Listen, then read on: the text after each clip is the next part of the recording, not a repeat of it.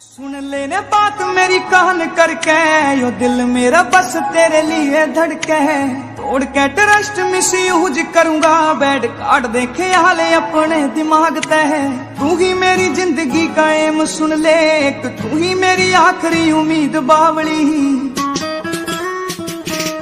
वो तेरा नाम मेरी हर एक सांस पे, तू माने या ना मान मेरी बात लाडली। तेरा नाम मेरी हर